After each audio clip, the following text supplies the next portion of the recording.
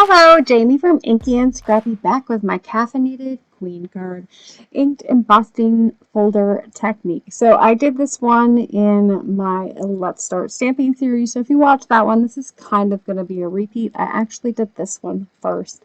I loved how it turned out. So I decided to do it in real time for my Let's Start Stamping series. I think it was episode 19. Don't quote me on that.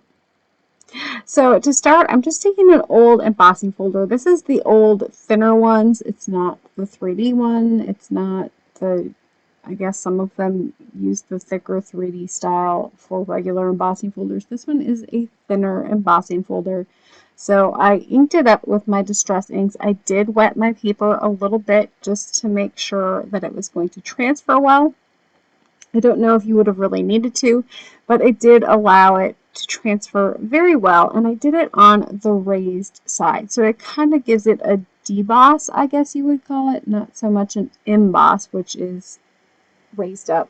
So it kind of debosses that image or that texture into the paper, which allows me to go in with my Distress ink pad right over the top of it and just go and add a different color over the top. It also kind of allowed me to hide some of that ink that might have smeared out and gone outside of the lines, so to say, on those cups.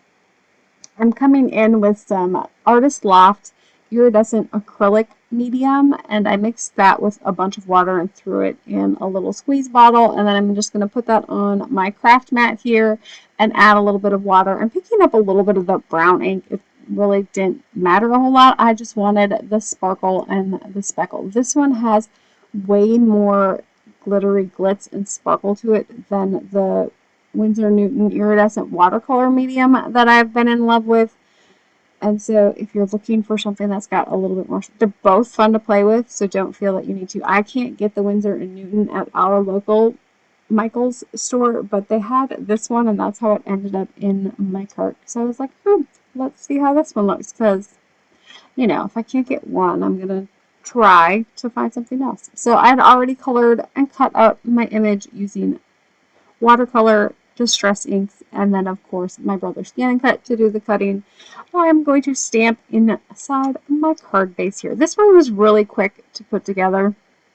I think I sped this up about 2 times for the whole process, so it's less sped up than my normal sped up videos, but it, you know, allowed me to get this one. Since that coloring of the image was already done, that usually takes me the bulk majority of time. It, you know, it was maybe a 16-ish 20-minute card top to bottom. So, you know, and I have a lot of pre-colored images just because, yeah, I like to color. So I did do a double stamp on this one. So I stamped it first with that Uncharted Mariner Distress ink, and then I came in with Villainous Potion Distress ink and kind of stamped it on there, and then I blotted it off here and there with it's a microfiber cleaning cloth, and just kind of blotted off here and there so I could stamp over it again and get that two-tone ink look. I love the look of this. I would do that on the front of the card, and to be honest, my inside turned out so amazing. I would do this on the front of my card and call it a card because it turned out just beautiful. So Death Before Decaf, I love this combo from Erin Lee Creative, that spooky, I don't know, the skull vibe on the coffee cups, or the, you know, coffee skull and her iced coffee. Of course, both of them would look good on this card, but I love that combo. And then I don't remember I will list the stamp sets down below. I don't remember the names off of the top of my head. It's, you know, yeah, can I say it's been a week? We're in field work season, so it has been a week. So I chopped that one off. I knew I didn't grab a big enough piece for the whole back, which was fine. I planned on doing a border around this one anyways. I decided to go with white. I was kind of planning on going with a color on this one, or maybe a black glitter, and I decided I liked the white, and you'll see why when I add my image on top. So I'm just going to add that on with some double-sided score style tape I like to use that for embossed images or embossing folder style images because they don't have as much contact area as a normal flat sheet of paper will have. So keep that in mind. I do add liquid adhesive as well. That helps hold it in place. Once it is on, it is down firmly. And so I have that on. I was admiring that glitz and glimmery stuff. I love how that one turned out. So I'm just going to center my image onto the top. So you see how she's got that white outline all the way around her. And so I didn't do these Brother Scan and Cut. The die is included with that stamp set. It's a stamp and die combo. I'm sorry. I apologize. Anyways, so it has that nice white outline. So when I kind of played with my background on, you know, to do this color or that color, I even looked at doing like that Uncharted Mariner color or that purple color. And I was like, you know, I really kind of just liked it in white. It really just kind of popped off of that card front, and it worked. So I did pull out the Caffeine Queen stamp from the stamp set, and I embossed that with some clear embossing powder. So I just used some VersaMark clear ink. Yeah, you can see that I've contaminated my ink pad there. It still works okay yet.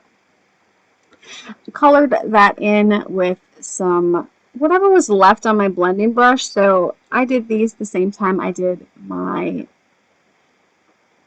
videos for my Saturday stamping video, my Let's Start Stamping series. And so I had them on the desk. They probably have Distress Oxide in them and not Distress ink in them.